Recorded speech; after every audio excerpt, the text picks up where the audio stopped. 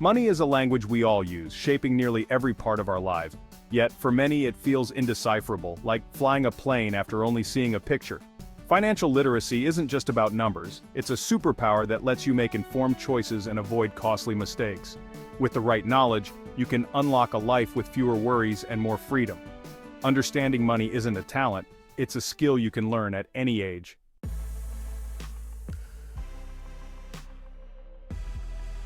Now you might be thinking, okay, I get it. Finance is important, but I'm an adult. I've been managing my money for years. I probably know more than I think. And you might be right.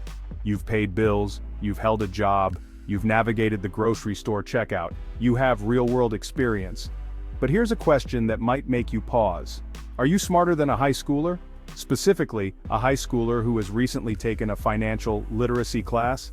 It sounds like a simple question, but the answer might surprise you. Across the country, more and more schools are making financial education a mandatory part of their curriculum. These students are learning about things some of us had to figure out through trial and error, and often, very costly error. They are dissecting concepts like investing, inflation, credit scores, and budgeting in a classroom setting. They are learning the rules of the game before they've even been dealt their first hand. This creates a fascinating dynamic. We have adults armed with decades of life experience, and we have teenagers armed with fresh textbook knowledge. Who actually has the upper hand when it comes to the fundamental principles of personal finance? It's a showdown between lived experience and formal education. This isn't just a hypothetical thought experiment. Various studies and surveys have explored this very question, and the results are often eye-opening. They suggest that many adults, despite their years of earning and spending, struggle with basic financial concepts that are now being taught in 11th grade classrooms. It's not an indictment of our intelligence, it's a reflection of an educational system that is only now catching up to the real-world needs of its students. We learned what we needed to survive, but were we ever taught how to thrive? This gap between what today's students are learning and what many adults know creates a perfect storm for a challenge, so we're going to put it to the test, right here, right now. We've put together a quiz, a series of questions that could very well appear on a high school financial literacy final exam. This is your chance to see how your knowledge stacks up. There's no judgment here, only curiosity. The goal isn't to make anyone feel bad, but to highlight the areas where we can all grow. Think of it as a friendly competition. It's you versus the new wave of financially savvy teenagers. Are you ready to accept the challenge? Let's find out if you're smarter than a high schooler. The quiz awaits.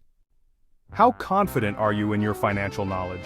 Many adults trust their experience, paying bills, managing money, weathering financial storms.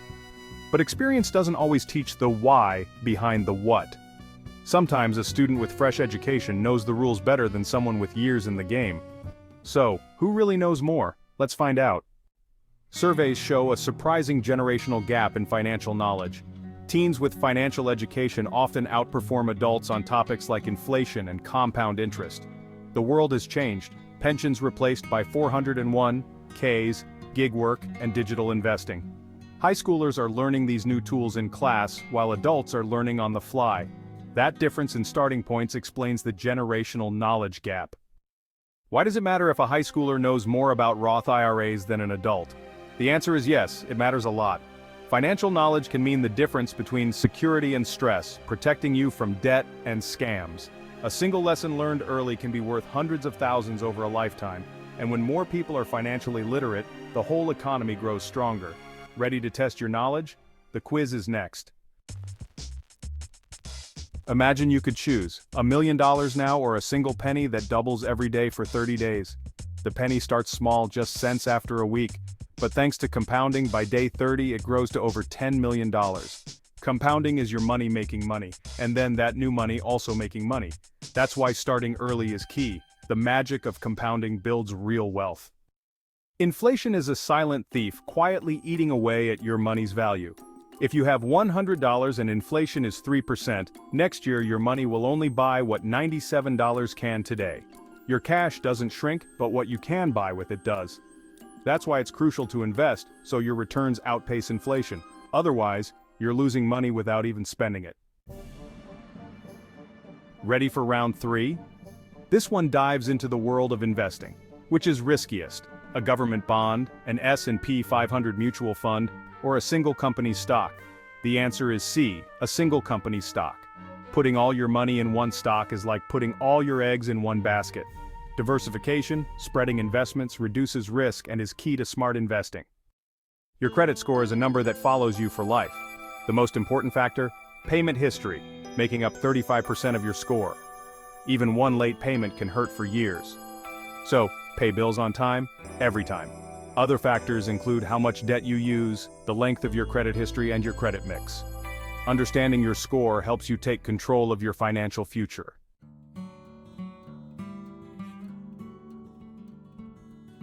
Okay, here's a question that challenges a common belief. Question 5 is all debt bad? Is it A, yes, you should avoid debt at all costs? B, no, some types of debt can be a useful financial tool, or C, it doesn't matter as long as you can make the monthly payments? This question gets to the heart of a more nuanced financial concept. We are often taught from a young age that being in debt is a bad thing, a sign of financial trouble. But is that always the case? Or can debt sometimes be used strategically to improve your financial position in the long run? The correct answer is B, no. Some types of debt can be a useful financial tool. This is a crucial distinction that financial literacy courses emphasize.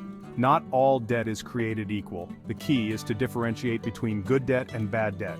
Good debt is typically defined as money you borrow to purchase an asset that has the potential to increase in value or generate income over time. It's an investment in your future. Bad debt, on the other hand, is money you borrow to purchase depreciating assets or for consumption, things that lose their value over time and do not generate income. Let's explore some examples. A mortgage to buy a home is often considered good debt. While there are no guarantees, real estate has historically appreciated in value over the long term, helping you build equity. A student loan to pay for a college education or vocational training can also be good debt, as it can significantly increase your lifetime earning potential. Borrowing money to start a business is another classic example of good debt. You are using leverage to create an asset that could generate substantial income. These debts are strategic investments in your financial future. Conversely, bad debt is what gets most people into trouble.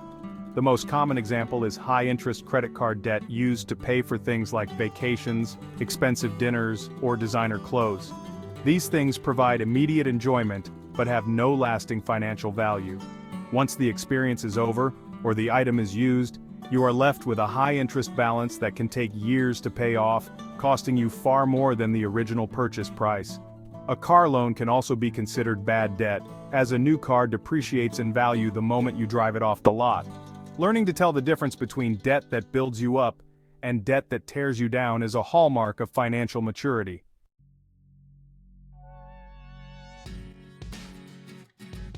Last question. What's the main difference between a traditional 401k IRA and a Roth 401k IRA? The answer, it's all about when you pay taxes. With a traditional account, you pay taxes when you withdraw in retirement. With a Roth, you pay taxes now, but withdrawals in retirement are tax-free. Which is better? If you expect to be in a higher tax bracket later, Roth is smart. If you expect a lower bracket, traditional may be better.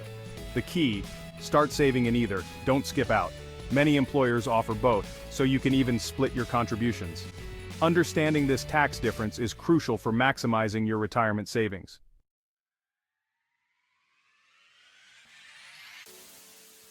Compounding is the most powerful force in personal finance. Think of it like a snowball rolling down a hill, small at first, but it grows faster and faster. The earlier you start investing, the more time your money has to grow. For example, Maya invests for 10 years starting at 25, then stops. Ben starts at 35 and invests for 30 years. Maya ends up with more money, because her money had more time to compound. The lesson? Start now, even with a small amount. Compounding rewards patience and consistency. It's the closest thing to a financial superpower. Don't wait. Let your snowball start rolling today.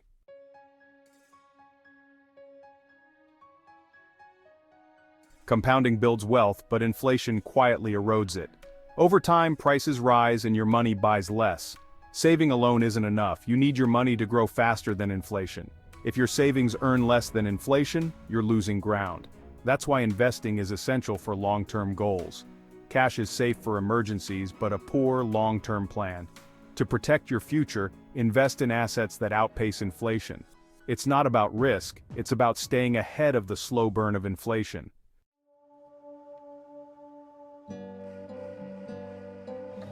Chasing single stocks is risky. Diversification is your shield.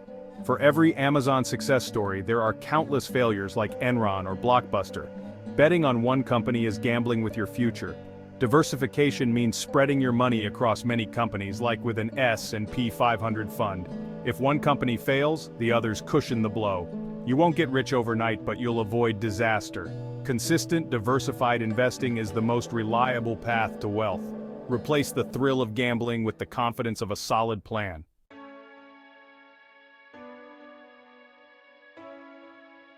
Your credit score is a key to your financial life.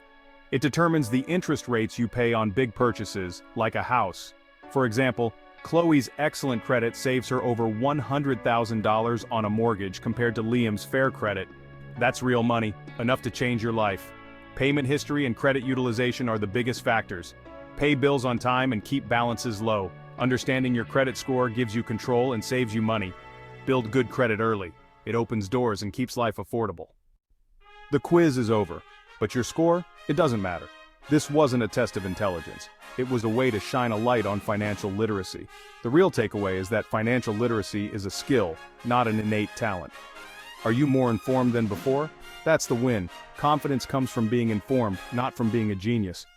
And it's never too late to start.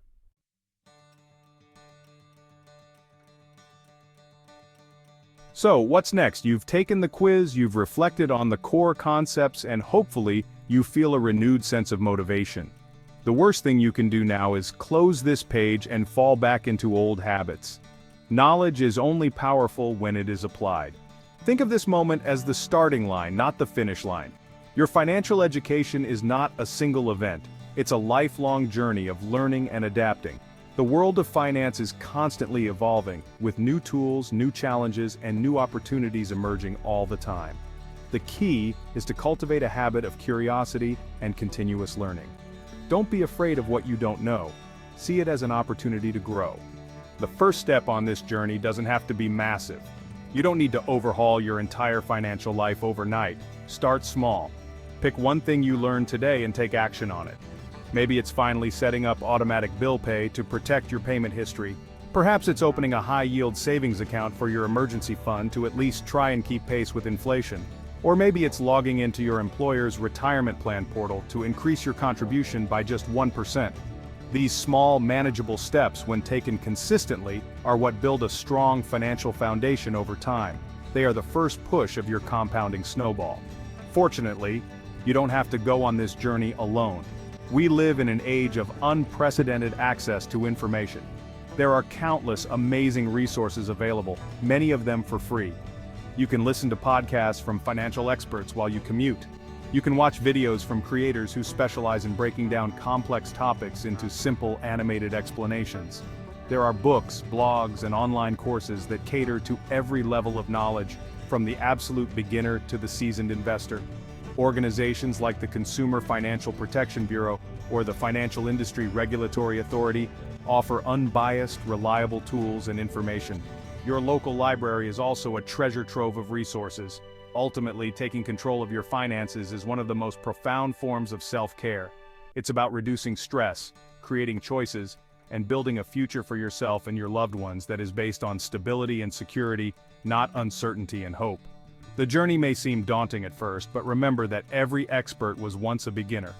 By committing to learning, by taking small, consistent actions, and by using the wealth of resources available to you, you can absolutely become the master of your own financial universe. The challenge has been issued, the tools are in your hands, your journey starts now.